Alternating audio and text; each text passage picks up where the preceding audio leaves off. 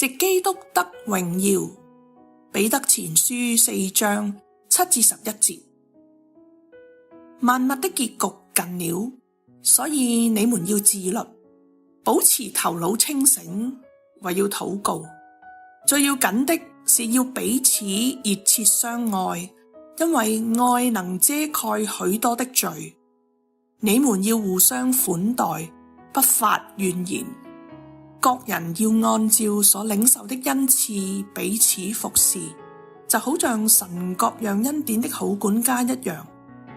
若有人宣講，就要按神的聖言來宣講；若有人服侍，就要藉着神所賜的力量來服侍，使神在一切事上藉着耶穌基督得着榮耀。願榮耀和權能都歸給他，直到永永遠遠。阿們。萬物的結局近了，因此我哋更當謹守自己，保持清醒，專心禱告。最重要嘅係以熱切嘅心彼此相愛，因為愛能遮蓋許多嘅罪。我哋也應當互相款待，不發怨言，並按住所領受嘅恩賜彼此服侍，作神各樣恩典嘅好管家。作為神恩賜嘅管家，照住佢所賜嘅恩賜彼此服侍，係神所喜悅嘅心意。彼此服侍唔單止能夠互相建立，更能使到神得着榮耀。值得深思嘅係，經文特別強調，神係藉着耶穌基督得榮耀。呢個提醒我哋，正是藉着子，我們才得以認識父。藉住基督嘅救贖，我哋先至能夠嚟到神嘅面前侍奉。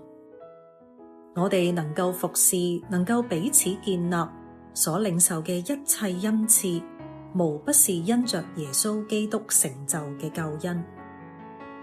因此，我哋一切侍奉嘅根基同埋能力嘅源頭，都係在於基督。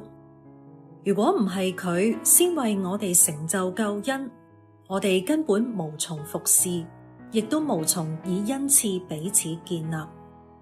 咁樣，當我哋按神嘅旨意運用恩賜嘅時候，所顯出嘅美好見證與果效，最終自然將榮耀帶到神面前。